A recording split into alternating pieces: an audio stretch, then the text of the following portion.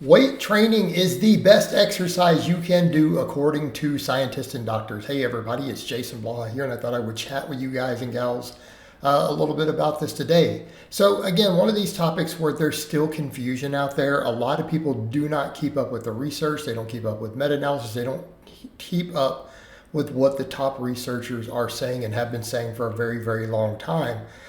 So I'm going to address it for you guys. And again, I'm not going to cite all this stuff. You guys can go dig it up. It's actually pretty overwhelming at this point. Like, this isn't even really a real debate. It's just so heavily covered. So I think for most people, if they simply just start Googling studies and meta-analysis, they'll be shocked. They'll be shocked at all the stuff they find.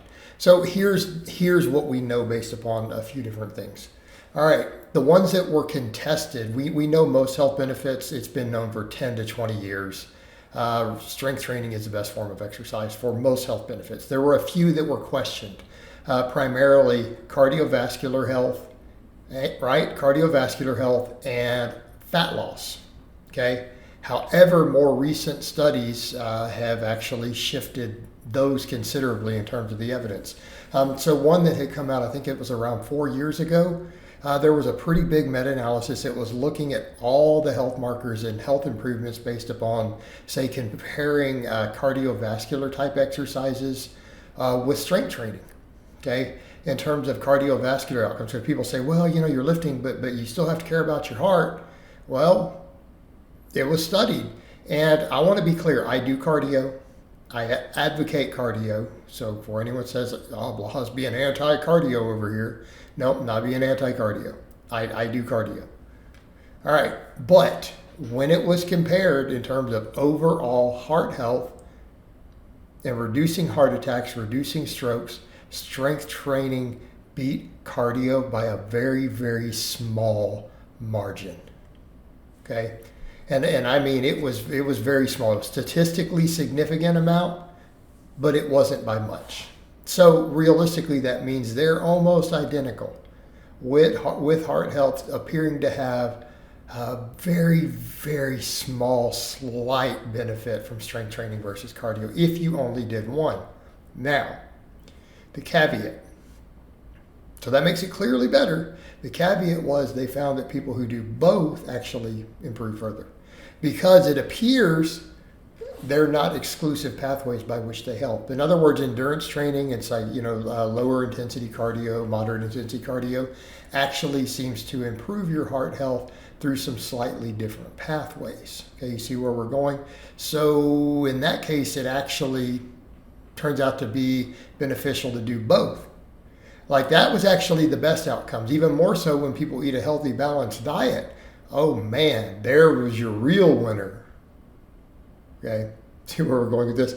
Lifting weights, doing cardio, and eating a balanced, healthy diet. Oh, that was the trifecta. That was the trifecta. And maintaining a leaner body fat. Oh, but that kind of comes back to our other stuff. So let's talk about that. Fat loss. Fat loss. We've always known improving body composition, strength training, hands down king. There is no debate on this, by the way. No debate. We know that jogging and running and getting on your Stairmaster doesn't build significant muscle. We know lifting weights builds significant muscle. All right. The only way you gain more muscle than lifting weights is when anabolic drugs are added to lifting weights. So in terms of muscle gain and changing body composition, yeah, strength training was king. Weightlifting, absolutely king. No debate about that. But what about the fat loss only? Well, when long-term fat loss was looked at, right? Because when they only look at the short-term, cardio seems to, it's like, well, you can burn through more calories doing cardio, particularly if you're new to the gym, right? It's hard to do high workloads of training when you're new to the gym in terms of lifting, so you don't burn that many calories, okay? However, when studies started tracking it in meta-analysis, people who do a year or longer, we start getting into the long-term. When they're matched head-to-head, the same amount of time spent weightlifting per week versus doing cardio resulted in pretty much equal fat loss. Okay, and here's why. Higher metabolic rate.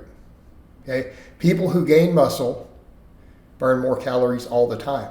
and it takes months to build significant muscle. So in the short term, the cardio can do a little better, but when it starts being taken up to a year or longer, when they're compared, the fat loss is similar, but we come back over to improved body composition. What's the caveat here?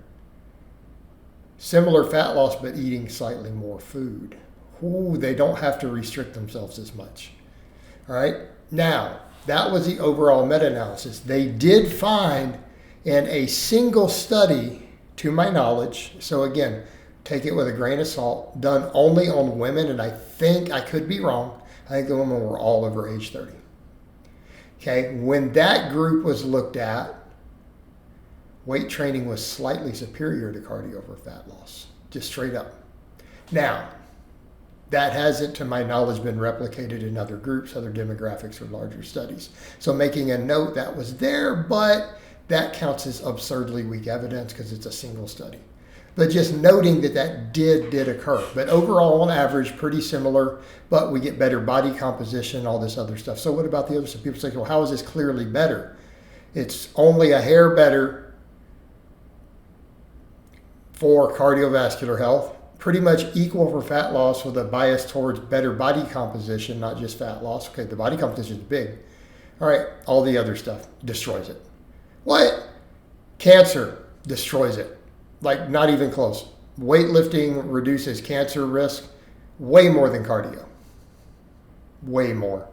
Also, people who resistance train who get cancer survive cancer treatments at double the rate that non-lifters do. So if you do get cancer, you're twice as likely to survive the chemo and other stuff they put you through. Strong people are harder to kill, no surprise. We know the pathways by which it does all this, right? It has to do with the effects on insulin sensitivity and glucose disposal. You don't get that same effect from cardio that we do from gaining 10, 15 pounds of muscle. All right. Bone density, not even in the ballpark. Bone density, reducing osteoporosis, hip fractures, osteoarthritis. Weightlifting wins by like a tenfold. Okay? They're not even in the same realm. The equivalent of a spit wad versus a nuclear bomb. I'm taking down an enemy, in this case osteoporosis. Where it's, and I'm almost exaggerating, but it's extreme levels of magnitude. Okay, difference between a slingshot and a cannon. How's that? That's a little more accurate. All right, diabetes. Weightlifting wins hands down, reducing diabetes. Cancer, heart disease, diabetes are the number 3 killers in America. Nothing is even close to those 3. Nothing, including homicides, nothing. All right? All of those.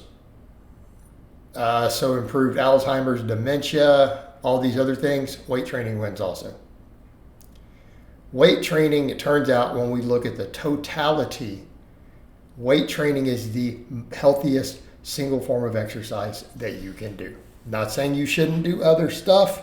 It is just, should be your primary. If health and fitness is your focus. Plus, it makes you look better naked.